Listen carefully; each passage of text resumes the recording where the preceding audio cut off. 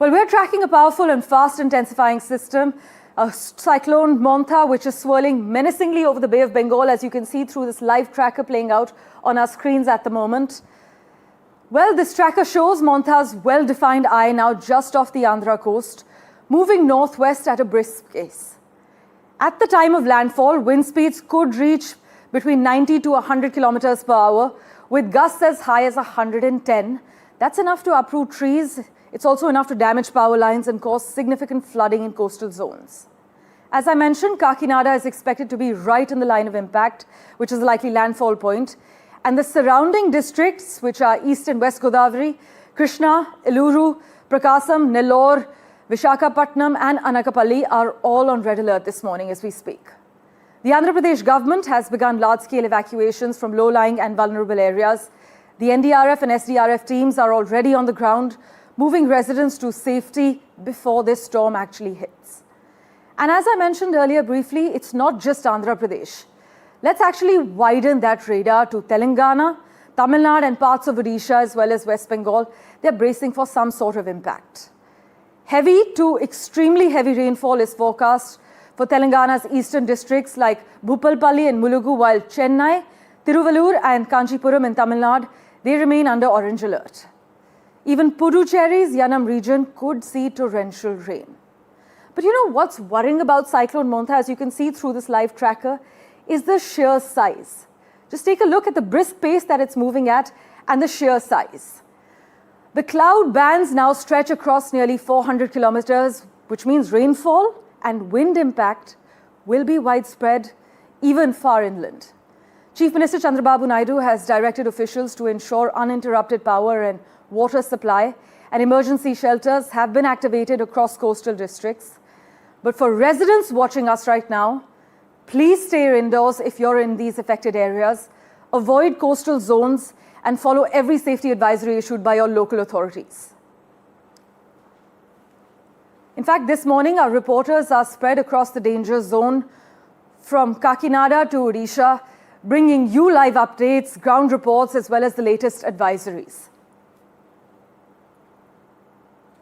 Ashish is joining us live at the moment from Kakinada, which is the expected landfall point, I beg your pardon.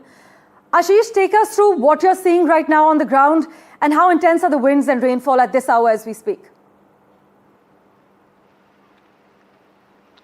So, Parmeshwar, right now rain has started. Wind speed, so far we are not expecting any kind of, or not sensing any kind of wind speed, but rain has started, is continuously pouring since this morning. And so far, if we talk about the relief and rescue effort, 426 rescue centers has been established across the state. Out of 26 districts of Andhra Pradesh, 23 districts are put on alert. That shows the severity of this whole cyclone and its post effect.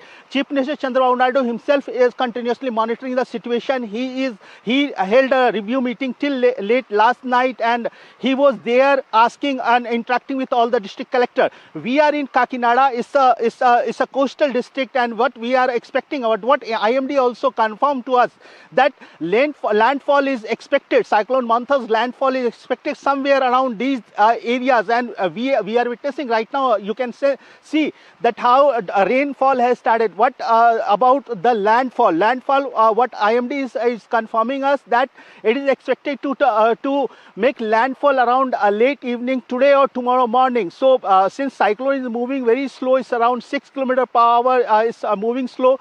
So continuous watch and monitoring is being done by IMD. Meanwhile, on ground in coastal area, in residential area, is district collector. They are monitoring the situation. They have established, like I mentioned, 426 centers, relief centers. Almost all the schools in the coastal area, it has been converted into relief center. If we talk about the number of relief people evacuated and kept in the centers, is 52,000 people have been moved to these relief centers. Government has made preparation to keep almost over 1 lakh people in these centers. So far, all the coastal villages, all the fishermen hamlets, it has been evacuated continuously. The district administration, they are continuously asking people to leave their houses in low-lying areas or near to sea.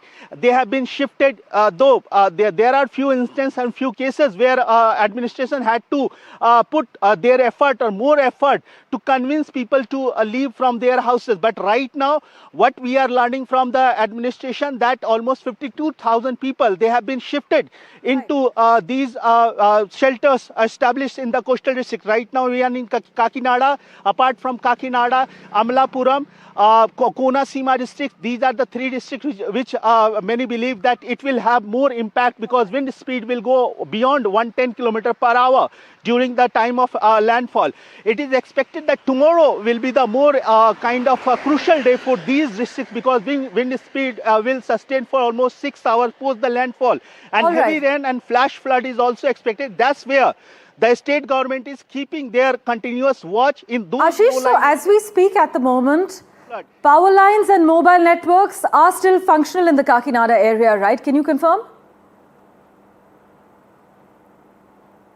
Yes, so far since wind speed has still not picked up, so power lines as well as mobile network, it is working. But what we are expecting that as gradually the day will progress around evening and around landfall time, of course, due to the severity of wind and high speed of rain, it is likely to get affected. That's where the government of Andhra Pradesh has also made preparation.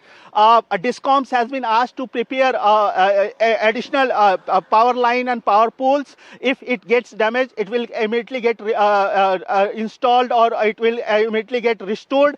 At the same time, mobile network stations has been also kept ready. In case of mobile network snapping, these mobile station will function as a emergency contact establishment process. Ashish, thank you so much for taking us through the ground realities, joining us live from Kakinada this morning. We'll of course revert to you for regular updates.